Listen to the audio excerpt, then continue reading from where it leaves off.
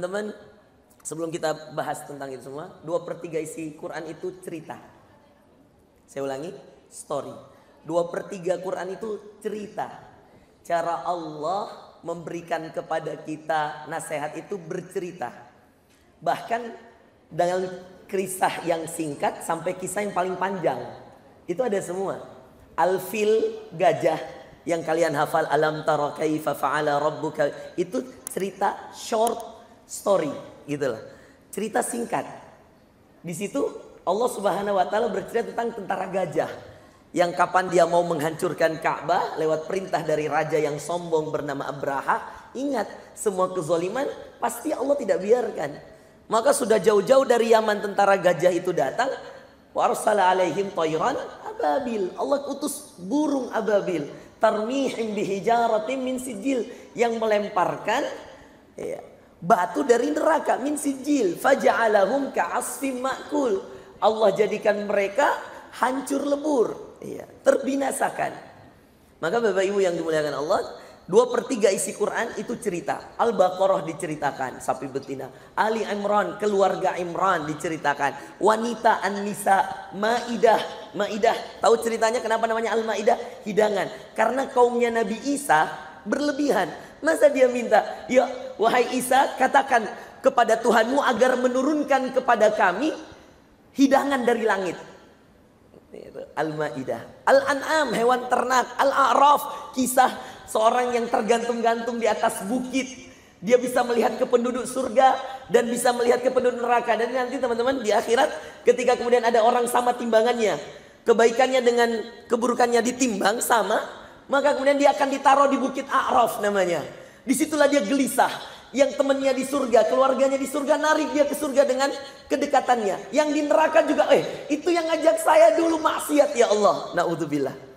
Jadi pentingnya punya circle. Nah ini salah satu circle kita ya, sama-sama mencoba untuk berada di circle, mohon maaf ya, bank syariah teman-teman. Khususnya Maybank Syariah ini. Ini circle kita. Nah teman-teman, dari semua cerita ini saya mau angkat satu cerita yang mungkin banyak yang sudah sering baca. Apalagi kita di malam Jumat ya. Di malam Jumat seperti ini kita disunahkan baca surah Al-Kahfi. Saya ingin bukakan, tolong teman-teman yang tadi saya kasih ayatnya, tolong dibukakan surah Al-Kahfi. Nih ya.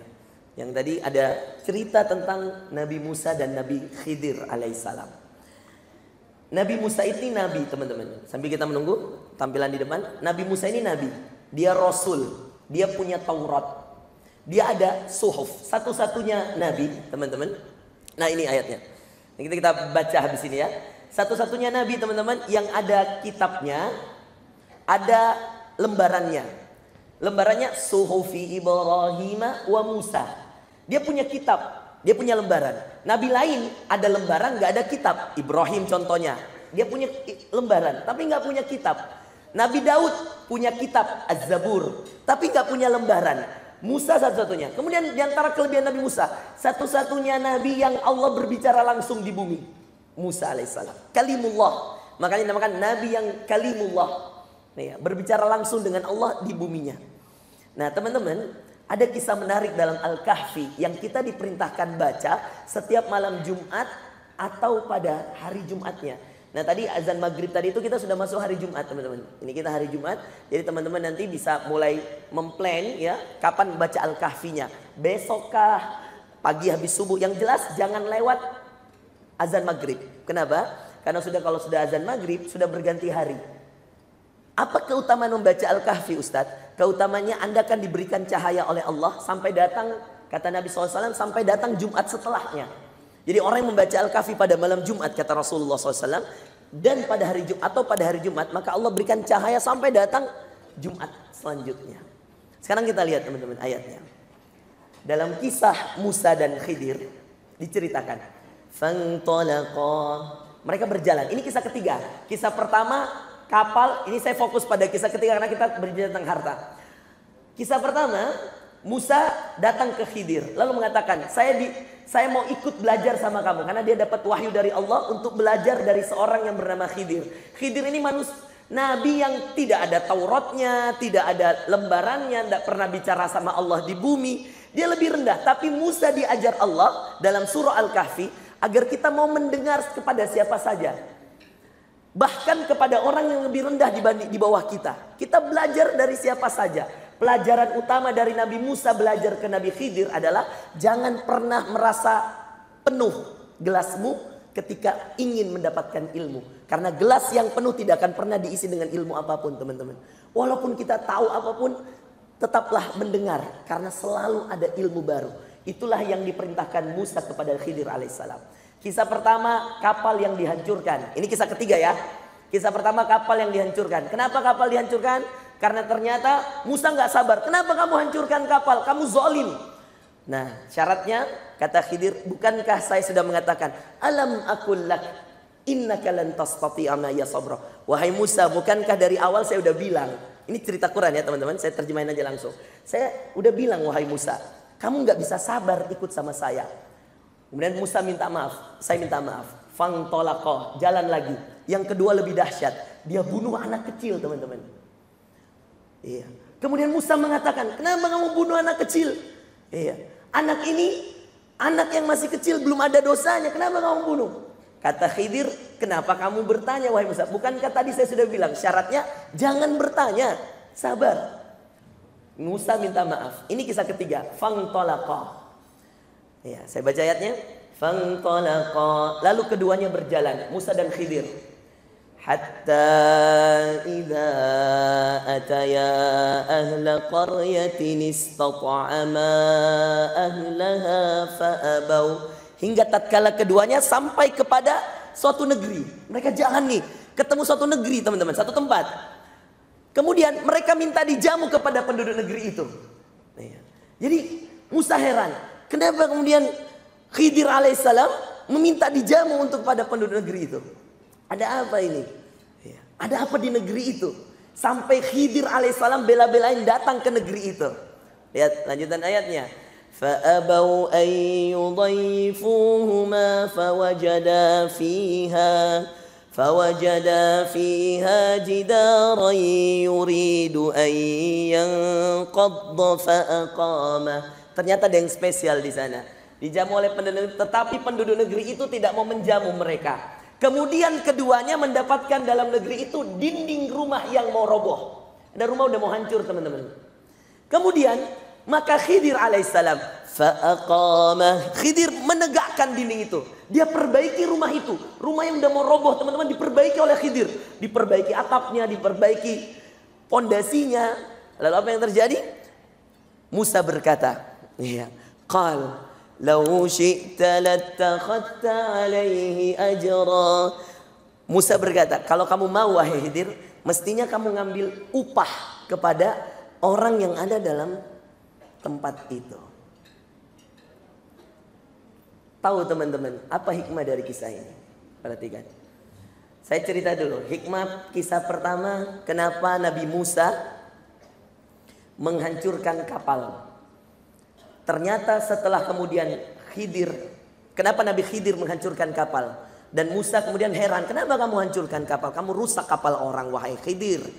Ternyata teman-teman, Khidir ini ilmunya datang dari Allah. Lalu kemudian Khidir menjelaskan, karena kapal ini kalau saya tidak hancurkan akan diambil oleh raja yang zalim.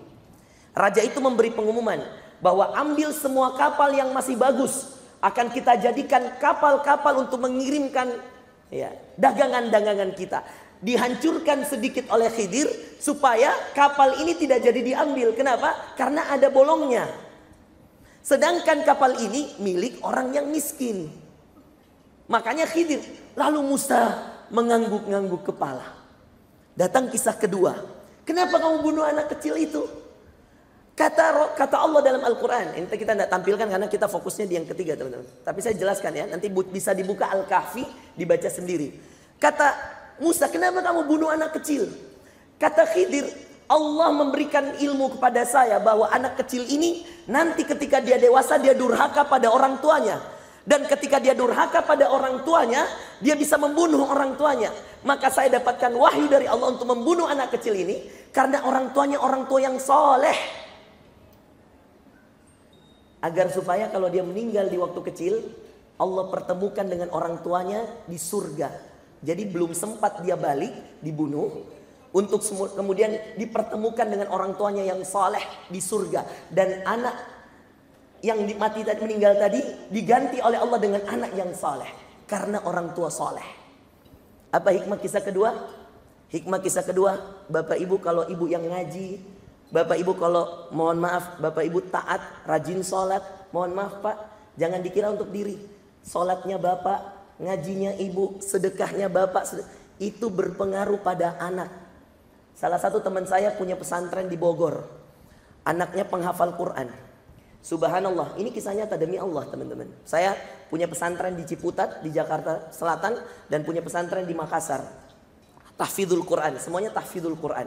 Teman-teman, salah satu teman saya, Ustadz, yang juga mengelola salah satu pesantren tahfidzul Quran, penghafalan Quran di Bogor. Itu cerita, Ustadz, ada kisah nyata. Ketika saya ke Bogor, dia cerita. Dia bilang gini, Ustadz Fakhru udah tahu belum? Ada kisah nyata. Apa itu Ustadz? Saya menghadapi seorang anak. Saya sudah kasih pemberitahuan pada semua orang tua. Jangan pernah bawa harta haram ke sini. Dia katakan, karena pasti mengganggu hafalan Quran anakmu. Jadi Ustadz, setelah 10 tahun berjalan pesantren, suatu ketika ada anak yang ketika kelas 1 SMA, 2 SMA, di sekolah kami hafalannya lancar. 1 tahun targetnya 10 juz, lancar Ustadz. Tahun kedua 10 juz, lancar Ustadz. Masuk tahun ketiga Ustadz, sebulan itu dia belum hafal apa-apa. 2 bulan belum, sampai 6 bulan dia belum hafal apa-apa. Padahal 12 bulan biasanya hafal 10 juz. Lalu datanglah pengurus asramanya datang ke saya, ustadznya datang ke saya. Teman saya ini pimpinan pesantren. Lalu saya bilang, panggil anaknya. Entah kenapa Ustadz, ketika anaknya datang, saya lihat wajahnya, saya langsung mengatakan, nak, tulis nomor orang tuamu. Dikasih handphone, ditulis, diketik teman-teman. Ketika diketik, ditelepon oleh kiai teman saya. Lalu teman saya ini bilang gini, cuman satu kalimat. Assalamualaikum Pak, siapa kiai? Kata beliau, bapaknya, Bapak tolong berhenti mengirimkan uang dari sumber yang haram kepada anak Bapak di sini. Karena santri saya sedang sulit menghafal Quran. Semoga bisa dijadikan bahan renungan. Terima kasih, Assalamualaikum, ditutup. Bapak Ibu sekalian, santri ini datang, mendengar kata-kata itu dia menangis. Dipeluk sama teman saya kiai ini, lalu kemudian didoakan. Nah, berdoa, semoga Allah memberikan penghasilan yang halal kepada orang tua. Saya nggak tahu, anak ini nggak berkata-kata, kata teman saya. Dia pulang Ustaz. Seminggu ke depan, seorang guru yang tadinya melaporkan bahwa dia susah menghafal, dia mengatakan, Ustaz, kiai, mohon maaf, anaknya sudah mulai menghafal. Hari Jumat pas liburan, seminggu setelah ditelepon, orang tuanya datang. Lalu orang tuanya mengatakan, nah ini agak sedih ya. Insya Allah. Dia datang ke teman saya, dia meneteskan air mata, lalu dia mengatakan, Kiai, saya mohon maaf, saya sudah melanggar janji saya.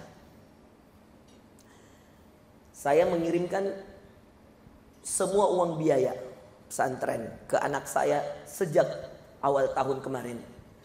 Itu dari penghasilan saya menyogok untuk dapat jabatan. Dia menangis. Lalu dia bilang, dan saya juga dengan istri saya bertobat pada Allah. Alhamdulillah Kiai, jabatan uang sogok itu saya sudah ikhlaskan. Jabatan saya mundur. Istri saya juga sudah resign dari bank konvensional. Jadi istrinya salah satu CS di bank konven. Dia pekerja, mohon maaf, pejabat di salah satu daerah di Bogor. Nyogok untuk dapat jabatan. Mengaku ke kiai. Setelah itu dipanggil anaknya. Anak yang baru 7 hari kemarin ditelepon, Bapak Ibu sekalian, sudah bisa menyetor 1 juz Quran. Bapak Ibu, Anda kira Allah buta? Allah kira Allah tuli, tidak melihat keadaan kita. Anak ngaji di pesantren kita kirimkan uang riba. Apa Allah ridha? Enggak ridha Bapak Ibu sekalian. Ngaruh, percaya sama saya. Apa kemudian Anda tidak sadar bahwa rezeki yang Allah berikan itu datang dari Allah yang maha baik, yang bisa memberimu yang halal tanpa yang haram. Berdoalah dengan doa Nabi. Allahumma kfini bihalalika an haramik. Ya Allah, kayakan saya, cukupkan saya dengan yang halal tanpa ada yang haram. Memangnya kita nggak bisa kaya dengan yang halal? Bukankah Abu Bakar pedagang kaya raya? Bukankah Khadijah setengah jazirah Arab kekayaan dia? Bukankah Abdurrahman bin Auf kekayaannya luar biasa? Bukankah Utsman bin Affan sampai hari ini hotelnya ada di Mekah, di Madinah, teman-teman? Ada sumur yang pernah dia beli. Bukankah mereka bisa kaya tanpa yang haram? Kenapa harus pakai yang haram kalau ada yang halal? Kalau ada yang syariah, kenapa harus ke konvensional? Kemana sholat-sholat kita? Betul kata Ustaz Dasar tadi, hati-hati. Jangan sampai kita sholat tapi nabungnya masih di konven. Apa Anda nggak mau masuk udkhulu fisilmi kafah? Masuklah ke dalam Islam secara sempurna. Bahwa uang kita ini dipakai makan. Makan ini jadi energi. Kita pakai sholat. Apa kemudian Anda tidak takut dengan orang yang mengangkat tangannya, ya Rob, ya Rob, ya Rob?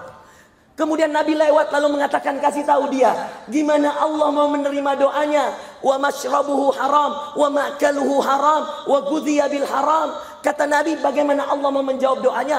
Orang ini mengangkat tangannya, ya Rabb, ya Allah, ya Allah. Lalu Nabi mengatakan pada para sahabat, kasih tahu dia bagaimana Allah, karena Nabi tahu pekerjaannya orang ini. Masih sering berkutat dengan yang haram. Maka Nabi mengatakan pada dia, bagaimana? Kasih tahu dia pada sahabatnya. Kasih tahu orang yang berdoa itu, bagaimana Allah mau menjawab doanya. Sedangkan makanannya masih ada yang haram, minumannya masih ada yang haram, ya, pekerjaannya masih haram. Fa anna yustajabu dzalik. Kata Nabi, bagaimana mungkin Allah mau jawab doanya? Ini yang menarik, kisah ketiga. Coba Al-Kahfi lagi yang lanjutan ayat, teman-teman. Ada tadi, ada Al-Kahfi kan ada 2 tadi. Kan tadi kisahnya, sekarang jawabannya. Kenapa sih bangun rumah yang mau roboh, Ustadz? Ini kan story Quran. Yuk belajar dari Al-Kahfi. Gitu. Kenapa sih? Nah, ini dijelasin di ayat 82. Ya. Kenapa Ustadz? Apa hikmahnya dengan tema kita hari ini tentang manajemen keuangan syariah? Yang ada tadi wealth creation, mulai dari menabungnya, ada privasinya dan seterusnya, teman-teman. Ada perencanaannya terkait warisan. Kenapa kita harus penting menjaga warisan? Nomor 5 tadi tentang warisan ya. Bahasanya apa? Wealth apa tadi? Wealth distribution. Kenapa sampai harta warisan? Pak, ini teman-teman Maybank Syariah ini harus paham ini ilmunya. Catat baik-baik. Al-Kahfi ayat 82. Inilah sejarah warisan terhebat dalam dunia Islam. Dia abadikan Allah, dikasih belajar Nabi Musa yang Rasul, punya Taurat, dia pemimpin Bani Israel kepada Nabi yang tidak terkenal. Mohon maaf, ibaratnya kalau mungkin dulu pakai followers, ini Nabi Musa udah paling banyak followersnya, paling terkenal. Iya, paling banyak ilmunya, tapi disuruh belajar ke Nabi Khidir. Ternyata ada ilmu yang ingin dititip Allah, ilmu pengelolaan keuangan. Al-Kahfi tadi ayat 77 dan ayat 82. Permasalahannya di 77, jawabannya di 82. Kita baca, kan semua pada bacanya. Kalau baca Quran kan, kenapa saya tampilkan teman-teman? Saya tadi minta ditampilkan, karena biar teman-teman lihat dan nanti bisa cek di Quran. Ini kitab kita, Quran. Coba lihat kisahnya. Dijawablah oleh Nabi Khidir, kenapa kamu bangun rumah yang mau roboh? Wa ammal jidaru fakana li gulamaini yatimaini fil Madinah. Kata Khidir, adapun dinding rumah itu adalah kepunyaan 2 anak yatim yang hidup di kota itu. Anak yatim ini orang tuanya sudah meninggal, Pak.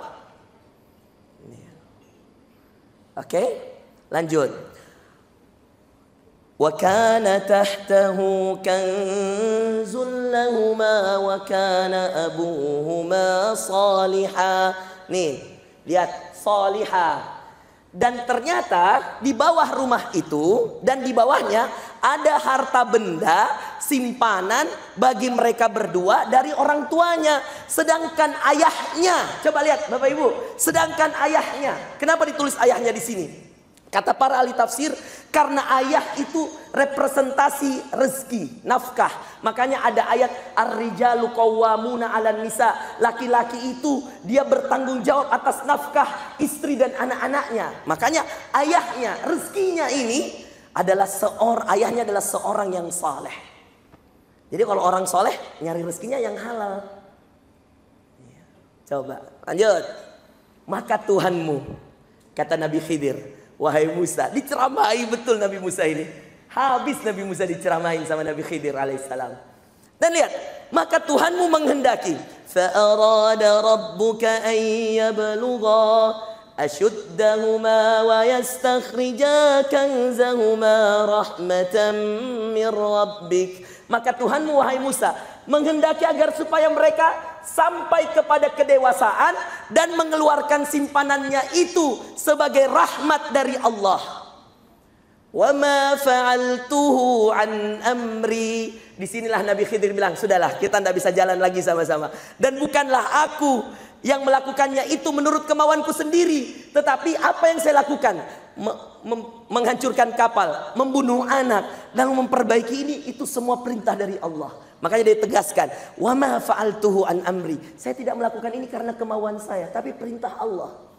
Lalu kemudian dijelaskan, dzalika ta'wilu ma lam tasti' alaihi sabra. Itulah, demikian itulah, ya kan? Dan bukanlah aku melakukannya itu menurut kemauanku sendiri, dan demikian itulah adalah tujuan perbuatan-perbuatan yang kamu tidak sabar terhadapnya. Tahu nggak teman-teman? Kan Rasulullah dapat ayat ini. Tahu nggak apa kata Rasulullah ketika baca ayat ini? Ini kan ayat Quran turun kepada Rasulullah. Semua kisah dalam Quran itu Pak diceritakan Allah ke Nabi. Kisah Yusuf, kisah Al-Fil, gajah, tentara gajah, kisah Sulaiman. Ini kan Quran turunnya pada Rasulullah. Betul atau tidak Pak? Mukjizatnya siapa dalam Quran ini Bu? Rasulullah. Tahu nggak ketika baca ini Rasulullah geleng-geleng. Coba perhatikan ke depan Pak. Rasulullah ketika baca ayat ini, ketika diturunkan ayat ini, beliau geleng-geleng kepala. Lalu ngasih tahu kepada para sahabatnya, coba Musa sabar ya. Pasti banyak ilmu kita dapat. Benar atau tidak? Paham nggak? Kata Rasulullah, coba Musa sabar. Iya, tidak sabar saja, itu 3 kali dikasih kesempatan. Maka kita jadi dapat 3 ilmu kata Rasulullah. Coba Musa sabar sedikit. Maka Rasulullah bilang, andai Musa sabar. Ternyata banyak ilmu dari Nabi Khidir karena ilmu ini datang langsung dari Allah. Saya mau jelaskan Pak, Al-Kahfi ayat 82 ini, Bapak Ibu sekalian. Kenapa dibangun bangunannya? Karena orang dulu tidak punya, mohon maaf, tidak punya bank. Dulu ada Baitul Mal, tapi di zaman Nabi SAW, sebelum Nabi, orang menaruh harta itu di rumah, menggali tanah, lalu memasukkan harta-hartanya dalam tanah, yang kita biasa namakan harta karun. Padahal itu diambil dari nama seorang kaum Nabi Musa bernama Qarun. Qarun itu ada dalam Al-Qasas, yang tadi ayat yang dipaparkan oleh Pak Rum. Wabtaghi fima ataqallah. Itu kan sebelum ayat itu Pak, di Al-Qasas itu ada ayat inna qaruna kana min qaumi Musa. Jadi Qarun itu dulu suka nyimpan-nyimpan harta, malas sedekah, sombong. Makanya orang bilang harta karun. Kenapa? Karena ditenggelamkan dia dalam rumah itu, dalam istana itu, beserta dengan isinya. Ada Qarun di dalamnya. Jadi keesokan paginya rumahnya yang besar mewah itu kayak lapangan sepak bola Pak. Udah ditanam dalam tanah. Ini kekhawatiran kita jangan sampai kita suka, mohon maaf, menyimpan-nyimpan harta dan pelit bersedekah. Kata Ustaz tadi, ya, orang pelit nggak disuka, walaupun orang pelit juga, orang pelit nggak suka sama orang pelit, gitu. Nggak ada orang yang suka orang pelit, Bapak Ibu sekalian. Maka ditaruh. Ayahnya setiap kali bekerja dia gali, ditaruh di situ. Kalau rumahnya roboh, Nabi Khidir takut anak yang yatim tadi itu pindah. Nyari tempat lain.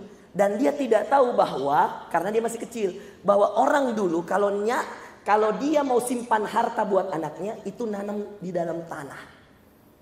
Makanya dibangun oleh Nabi Khidir.